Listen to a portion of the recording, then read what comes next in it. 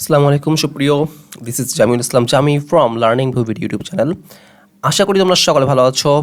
যারা আমাদের ফেসবুক গ্রুপে যুক্ত নেই, ফেসবুক গ্রুপে যুক্ত হয়ে নাও, লিঙ্ক ডিসক্রিপশন বক্সে দেওয়া রয়েছে। এছাড়া আমার সাথে যুক্ত হতে চাইলে বিভিন্ন সোশ্যাল মাধ্যমে সেগুলোর লিঙ্কও দেওয়া রয়েছে, তুমি দেখে নাও। ওকে, আমরা আগের দিনে হচ্ছে এইটার আগ পর্যন্ত সব করেছি। আজকে হচ্ছে আমরা এই জায়গা থেকে পড়া শুরু করবো। ওকে, তাহলে চলো শুরু করা যাক। বাস্তব ক্ষেত্রে বিভিন্ন মাধ্যমে যোগাযোগ, যারা আগের ভিডিওগুলো দেখোনি প্লিজ দেখে নিবা, তাহলে তোমাদের ইজি হবে বুঝতে। ওকে, বাস্তব ক্ষেত্রে বিভিন্ন যোগাযোগে বিভিন্ন মাধ্যমে যোগাযোগ। ওকে, দলে ভাগ হও। তোমাকে শ্রেণীকক্ষে শিক্ষক দলে ভাগ হতে বলবেন। প্রত্যেক দল আলাদা আলাদাভাবে বিদ্যালয়ের বা এলাকার কোনো একটি সমস্যা চিহ্নিত করবে। ওকে, যে কোনো সমস্যা। ওকে, সমস্যাটি সমাধানের জন্য কার সাথে যোগাযোগ করতে হবে এবং কোন মাধ্যমে ও কী কী উপকরণ ব্যবহার করতে হবে বা করে যোগাযোগ করতে হবে তা নিয়ে আলোচনা করো। এরপর যোগাযোগের জন্য প্রয়োজনীয় পদক্ষেপ গ্রহণ করো। কিছু নমুনা দেওয়া হয়েছে, নমুনাগুলো আমরা দেখি। বিদ্যালয়ের কী সমস্যা হতে পারে?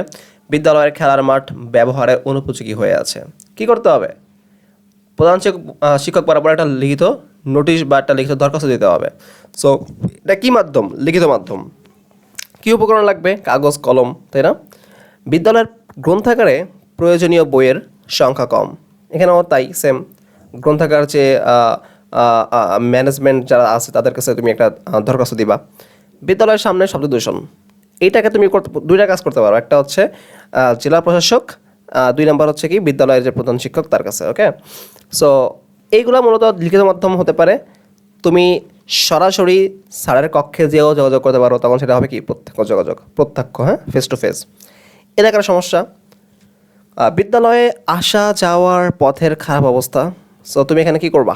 এখানে যাওয়া হচ্ছে যে চেয়ারম্যান আছে বা এলাকার যে কাউন্সিলর আছে তার কাছে দরখাস্ত দিতে পারো। লিখিত মাধ্যম।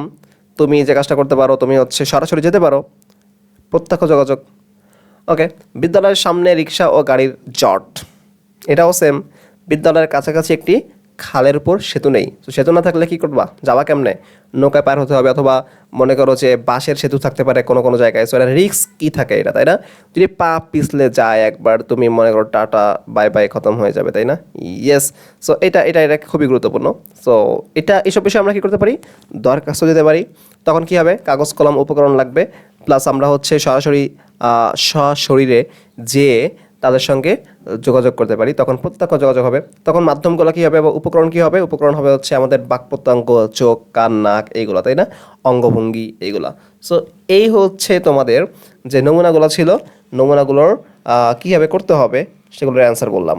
ওকে, সো এরপরে আমাদের অধ্যায়ে 2 নাম্বার শুরু হবে, বাট 2 নাম্বার অধ্যায় আমরা আজকে যাচ্ছি না, নেক্সট ক্লাসে আমরা 2 নাম্বার অধ্যায় শুরু করবো। ওকে, সো হোপফুলি তোমরা সকালে ভালো করে বুঝতে পারতেছো।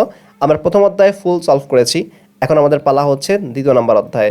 কোনো জায়গায় সমস্যা থাকলে কমেন্ট করো, ফেসবুক গ্রুপে যুক্ত হও, আমি ওইখানে আসি। ওকে, জামি ভাইয়া সেখানে আছে, তো নো সমস্যা, চলে আসো। আর প্রত্যেকটা সাবজেক্টের ভিডিও দেওয়া আছে, দেখে নাও। আসসালামু আলাইকুম।